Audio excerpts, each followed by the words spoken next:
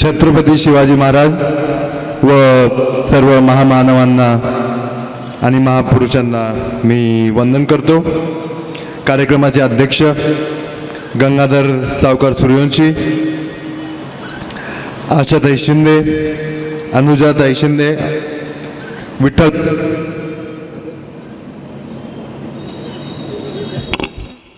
Hello hello hello Adheradhe sir, Rohit Patil Shinde, Shyamanna Pawar, Pundalik Patil, engineer Somvanshi sir, Annasaheb Pawar, Bandu Patil Pawar, Dnyaneshwar Pawar, Motirao Sonawale, Balaji Satkar, Vishambar Kshirsagar, Siddhu Patil Wadje, Nagesh Patil Hilal, Bhaurao Kandare, Digambar Dikale, Satish Kalaye, पत्रकार बांधूंनो, दुलेकांत पठाण, सुधाकर सातपुते, राम पाटील गोळे, प्रभाकर पवार, एजाज भोजीकर, नवनाथ बनसोडे, माधव गवते, सचिन क्षीरसागर, निलेश गवते, सचिन सूर्यवंशी, शंकर माने, धनराज सूर्यवंशी, फयाज शेख, गोविंदराव चिंचोलीकर, आनंद गारोळे, प्रसाद जाधव, भरत गायकवाड, संदीप वय आणि इथं उपस्थित माझे सर्व गावकरी मित्रांनो, बऱ्याच जणांनी आता तुम्हाला आमदार श्यामसुंदर शिंदे व आशाताईंबद्दल बरंच काही म्हणले आहेत। त्यांचं काम, त्यांचं कार्य, त्यांचा संपर्क, त्यांची काम करण्याची पद्धत आणि जसं ते काम सगळ्यांचं करतात ह्याच्याबद्दल खूप जणांनी उल्लेख केलेला आहे।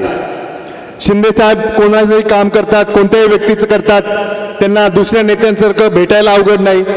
आशाताईला पण तुम्ही कधीही संपर्क करू शकता, कधीही बोलू शकता, तुमचं काम होऊन जाईल। त्यांनी फक्त एवढं काम केलं असं नाही, त्यांनी विकास कामं पण केलेत, वैयक्तिक ते कामं केलेच आहेत। कितीही लहान माणूस असो, कितीही मोठा माणूस असो किंवा मीडियम माणूस असो, शिंदे साहेबांनी सर्व प्रकारच्या लोकांचे कामं केलेत। आशाताईने प्रत्येक प्रकारच्या माणसांचे काम, पण त्यांनी फक्त हे वैयक्तिक काम केले नाहीत, त्यांनी फक्त हे कामं केले नाहीत असं नाही, त्यांनी विकास कामंही केले। विकास कामं म्हणजे जे समाजाच्या उपयोगी असतात, जे जनतेच्या उपयोगी असतात, तसे कामं आमदार श्यामसुंदर शिंदे व आशाताईंनी केलेले आहेत। आज आपण इथं लोह्यात आहोत, लोहा तालुक्यात 90 कोटी रुपयांचे कामं केलेले आहेत। अशा प्रकारची कामं आपण कधीच पहिले ऐकले नव्हते। कुणी ऐकले होते का? 90 कोटी, 30 कोटी, 40 कोटी, 50 कोटी, कधीच नाही। अशा प्रकारची कामं व मंजुऱ्या कोणत्याच नेत्यांनी लोहा व कंधारमध्ये याआधी आणले नव्हते। हे आपल्याला सगळ्यांनी जाणून घ्यायला पाहिजे। शिंदे साहेबांनी विकास कामं आणले, लोकांचे कामं केले, आशाताईंनी लोकांचे कामं केले, लोकांसोबत चालले, राहिले, लोकांचं ऐकून घेतलं आणि त्यांचे प्रश्न सोडवले। पण एवढं पुरे नाही तर ते आत्ताही एक ना एक क्षण, एक ना एक सेकंड त्यांच्या मनात लोकांचाच विचार असतो। लोकांसाठी आपण काय करू शकतो, जनतेसाठी आपण काय करू शकतो, समाजासाठी आपण काय करू शकतो, आणखी निधी कसा आणू शकतो, आणखीन पैशाची म्हणजे विकास कामासाठी मंजुरी कशी आणू शकतो, हेच त्यांच्या मनात 24 तास चालू असते। अशा प्रकारचे नेते तुम्हाला कदाचित कुठेच पाहायला भेटणार नाहीत। तुम्हाला मग कोणत्या प्रकारचे नेते पाहायला भेटतील? मी सांगतो तुम्हाला कोणत्या प्रकारचे नेते पाहायला भेटतील। एक प्रकारचा नेता म्हणजे फेसबुकचा हिरो, फेसबुकवरच हिरो, असा व्हिडिओ तसा व्हिडिओ, व्हिडिओमध्ये गर्दी पण ग्राउंडवर काही नाही। मी आता एकनाथ दादा पवारचं बघत होतो, सगळं फेसबुकचा हिरो येतो, फेसबुकचा हिरो, सगळं फेसबुकवर व्हिडिओ असतात, फेसबुकवर व्हिडिओ, फेसबुकवरच कार्यकर्ते बोलणार आणि फेसबुकवरच ते निवडून येणार वाटतं। पुढे कुठे त्यांच्या मतदान केंद्रात त्यांच्याबद्दल कोणी मत करणार नाही। हे मी का म्हणत आहे, असं मी का म्हणत आहे? त्यांचे कार्यकर्ते स्वतः म्हणतात की सर्वेमध्ये आम्ही नंबर 1, पण मी एका सर्वेमध्ये आत्ताच पाहिलं, एक सर्वेचे आमच्याकडे आले होते. त्या सर्वेच्या माणसाला मी म्हणालं, तुम्ही सर्वे काढायला आला काय, तुमचा सर्वे? तो म्हणाला, साहेब सर्वे तुम्हाला नंतर सांगतो, पण आम्ही लोह्यामध्ये होतो आणि एकनाथ पवारच्या माणसांना कळालं की आम्ही सर्वे करतोय, तर लगेच 5 गाड्या बांधून आमच्याकडे आले की आम्ही तुम्हाला पैसे देतो, आमचं नाव सर्वेमध्ये पहिल्या नंबरवर करा. तर हे सर्वेचे माणसं शोधतात, सर्वेच्या माणसांना पैसे द्यायचं बोलतात, सर्वे जे करतात त्यांना पैसे देतात आणि स्वतःचं नाव पुढे घेऊन देतात. पण सर्वेने 1 नंबरला आल्यानं माणूस निवडून येत नाही. जरी तुम्ही सर्वेमध्ये एक असला तरी, सर्वेमध्ये तर ते नाहीच आहेत 1 नंबरला, पण जरी असला तरी निवडून येत नाही. ह्याचं सगळ्यात चांगलं उदाहरण म्हणजे लोकसभेमध्ये जे आपल्या इथं घडलेलं आहे. सगळ्यांनी म्हणाले भाजप निवडून येईल, भाजप 400 पार, 360, 303, 310, 350, पण भाजपचे सगळे सर्वे असं म्हणाले, पण भाजपचे 250 सीटा पण आल्या नाही, फक्त 242 सीटा आल्या. तर सर्वेचा काही त्याचा अर्थ नाही. आणि तरीही जरी अर्थ काही काढो या न काढो, सर्वेमध्ये ते 1 नंबरला पण नाहीत, 2 नंबरला पण नाहीत, देवालाच माहीत कोणत्या नंबरला आहेत, पण कोणत्याच सर्वेमध्ये त्यांचं नाव नाही. सर्वेचा विषय मी का काढला? सर्वेचा विषय काढला कारण त्यांचे कार्यकर्ते हाच बोलणं चालवतात फेसबुकवर, सोशल मीडियावर. सर्वेमध्ये आमचं नाव आहे म्हणून लोक घाबरायलेत, नेते घाबरायलेत, दुसरे नेते घाबरायलेत. हे बिलकुल सत्य नाही. आम्ही बिलकुल घाबरत नाही. तुमचं सर्वेमध्ये नावच नाही आणि तुम्हीच त्याचा बोलणं करताय, तुम्हीच फेसबुकवर म्हणताय, म्हणून मी फेसबुकचा हिरो म्हणालो. का त्यांना फेसबुकचा हिरो म्हणतो? कारण त्यांचे व्हिडिओवर व्हिडिओ पडतात, व्हिडिओवर व्हिडिओ, फोटोवर फोटो, फोटोवर फोटो. ते फोटो खरे आहेत की खोटे आहेत ते काही माहित नाही, पण फोटो तर पडतच राहतात. आणि व्हिडिओ, त्यांची सगळे राजकारण हे व्हिडिओ काढण्यासाठीच आहे, दुसरं कशासाठीच नाही. ते व्हिडिओ काढतात आणि त्यांना वाटतं सगळे फेसबुक वापरतात आणि फेसबुकवर आमचा व्हिडिओ बघतील. अहो साहेब, तुम्हाला चित्रपटात काम करायचं होतं तर मुंबईचं तिकीट काढायचं होतं, लोहाकंदरला यायची गरज नाही तुम्हाला. लोहाकंदरला येऊन काय करताय तुम्ही? मुंबई टू पुणे टू मुंबई, सगळे चित्रपट तिथं होतात. तुम्हाला व्हिडिओमध्येच यायचंय, व्हिडिओच काढायचे, फेसबुकवर व्हिडिओ दाखवायचे, तर मुंबईला जा, इकडं तुमचं काही काम नाही, इथं तुम्हाला काही भेटणार नाही. आपले लोक त्याच्यापेक्षा हुशार आहेत. फेसबुकवर काय चालतंय त्याच्यावर फक्त राजकारण चालत नाही. मतदान केंद्रात मतदान करतो ना, काय मतदान करतो हे महत्वाचं आहे. मतदान केंद्रात जनता काय मतदान करते हे महत्वाचं आहे. तुम्ही फक्त फेसबुक चालवता, त्याच्यावर काही चालत नाही. राहिला प्रश्न दुसऱ्या प्रकारच्या नेत्यांचा. एक प्रकारचे नेते आपण आता पाहिले, एका प्रकारचे. आता दुसऱ्या प्रकारचे नेते सांगतो. आता प्रतापराव पाटील चिखलीकर तर सगळ्यांना, बऱ्याच जणांना माहीत असतील त्यांच्याबद्दल. त्यांच्याबद्दल मी बोलणार नाही. ते माझे आत्ता मी त्यांच्याबद्दल बोलणार नाही, कारण ते माझे मामा आहेत, सख्खे मामा आहेत. आज मला त्यांच्याबद्दल बोलायचं नाही. पण प्रणिता देवरे बद्दल मी 100% बोलेन. प्रणिता देवरे आणि आता चिखलीकर म्हणतात म्हणे, प्रणिता देवरे चिखलीकर बद्दल मी 100% बोलेन आणि त्याचं कारण पण मी तुम्हाला देतो. ते कोणत्या प्रकारचे नेते आहेत. काल परवा त्यांचा एक कार्यक्रम झाला, काहीतरी खापऱ्याचे डबे दिले, साडी देतो म्हणले, हे देतो म्हणले, लोक खूप नाराज झाले. काहीतरी खूप काही देतो म्हणले आणि काहीच दिलं नाही, तर बायका खूप नाराज झाल्या आणि बायका श्राप पण देत होत्या, असं माझं कानावर आलं. बरं, ते खरं असो व नसो, खरं असो व नसो, त्या कार्यक्रमाने क्रमात प्रणिता चिखलीकरने, देवरेने माझ्या वडिलांबद्दल, आमदार शिंदे साहेबांबद्दल टीका केली. आता तुम्ही कोण आहात? तुमचं काय कार्य? प्रतापराव चिखलीकर काही म्हणले असतील साहेबांना, शिंदे साहेबांना, शिंदे साहेब त्यांना काही म्हणले असतील तर तो वेगळा विषय आहे. ते खूप त्यांचं कर्म कार्य आहे, शिंदे साहेबांचं खूप आहे. त्यांनी आयुष्यभर कार्य केले, काम केले, त्यांनी एकमेकातून बोलून घेतले, तर एका वेळेस आपण समजू शकतो. पण तुम्ही कोण आहात? तुमचं काय? तुम्ही शिंदे साहेबांवर टीका करत आहात. तुमचं घर कुठं आहे? तुमचा नवरा कुठं राहतो? तुमच्या मुलं कुठं राहतात? आणि तुम्ही कुठं असता हे मला सांगा पहिले. तुम्ही शिंदे साहेबांवर टीका करायला जाता. तुमच्या घरचे कुठे आहेत? तुमचा नवरा कुठे आहे? मुंबईला. मुलं कुठे आहेत? मुंबईला. मग तुम्ही इथं काय करताय? स्त्रींचा मला प्रतिसाद, मी स्त्रींना काम करायला काही हरकत नाही, पण आपला संसार सांभाळून पण आपण काम करू शकतो.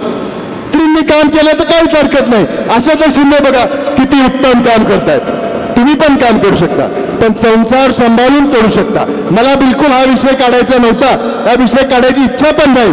पण तुम्ही शिंदे साहेबांवर टीका करता. तुमच्या लग्नाचा टेंट कोण दिला ह्याच्याबद्दल तुम्ही पहिले विचार करा. तुम्ही स्वतःच्या मामाबद्दल असा विचार करता, मामांबद्दल अशी टीका करता. तुम्ही कोण आहात, कसे निवडून आलात? फक्त एकदा जिल्हा परिषद निवडून आलात, तेही कसं निवडून आलात ह्याच्याबद्दल पहिले तुम्ही विचार करायला पाहिजे. तुम्ही कोणाची टीका करता, त्यांचा एकच स्टेप चालू असतो. प्रणिता देवरे आले की एकच स्टेप, नरेंद्र मोदी साहेबांनी देशासाठी असं करून दिलं, नरेंद्र मोदी साहेबांनी तसं करून दिलं. नरेंद्र मोदी साहेब.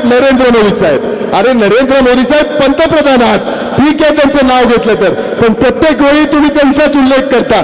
तुमचं काय आहे इथं? तुमचं काय आहे? तर अशा प्रकारचे नेते मंडळी आपल्याला दिसतात आपल्या मतदारसंघात.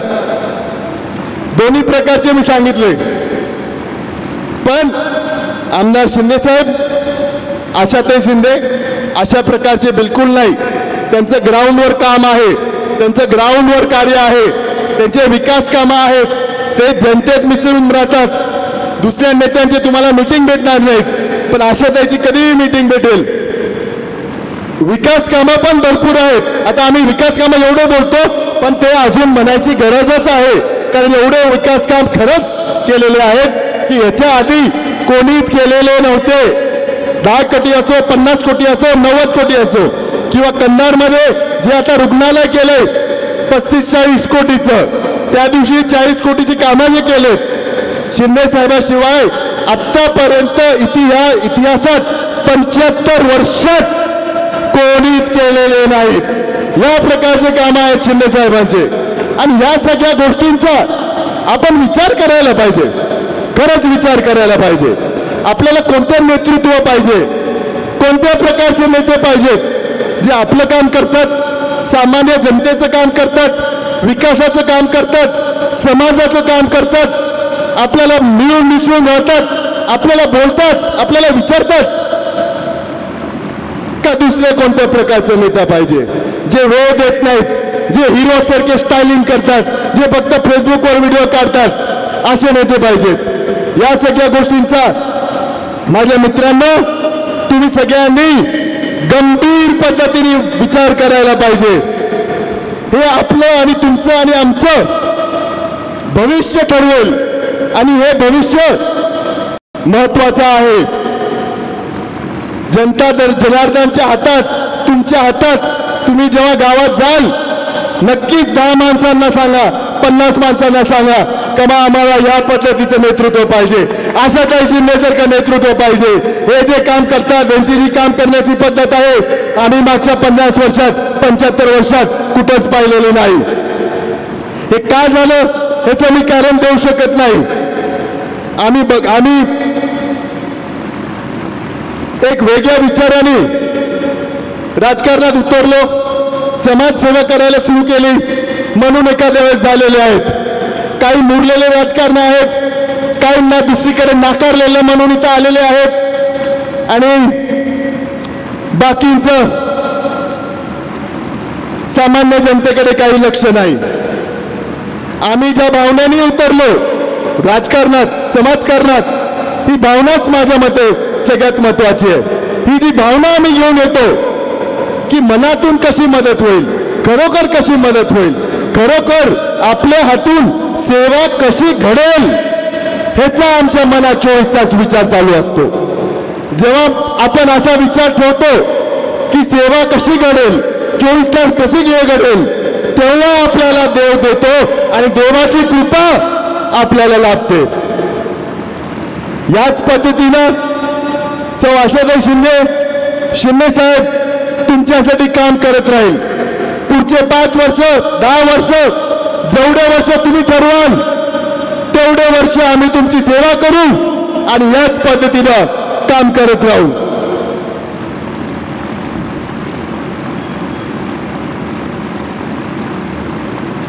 मला आज इथं जमा झालेल्या सर्व मंडळीला व मित्रांचे आभार मानायचे. तुम्ही एवढ्या संख्येत आलात, थोडं उन्हात, बऱ्याच उन्हात आलात आणि आज इथं जमलात म्हणून मला आभार मानायचे. आणखी खूप काही बोलायची इच्छा आहे, पण माझी एवढीच विनंती आहे की आज मी जो संदेश घेऊन आलो तो संदेश तुम्ही इथं अजून लोकांपर्यंत पोहोचवा. मी जे शब्द म्हणालेले आहे ते विसरू नका. असं नेतृत्व हे आपल्याला लाभलं आहे, हे खूप चांगली गोष्ट आहे. मी तुमचा अधिक वेळ घेत नाही. तुम्ही इथं आलात, मला माझा मान सन्मान केला, माझे 2 शब्द ऐकले, ह्याच्याबद्दल परत एकदा मी आभार व्यक्त करतो आणि आज इथंच थांबवतो. जय हिंद, जय महाराष्ट्र.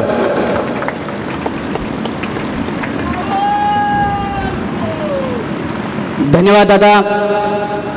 या ठिकाणी नक्कीच आपल्या या कार्याचा गौरव, आपल्या कार्याच्या पाठीमागं आपण जे केलेले प्रत्येक गोरगरिबांची कामं आहेत, या कामाची पोचपावती म्हणून येणाऱ्या काळामध्ये नक्कीच ही जनता तुमच्या पाठीशी 100% उभा टाकल्याशिवाय राहणार नाही, ही आमच्या वतीने तुम्हाला आम्ही ग्वाही देतो.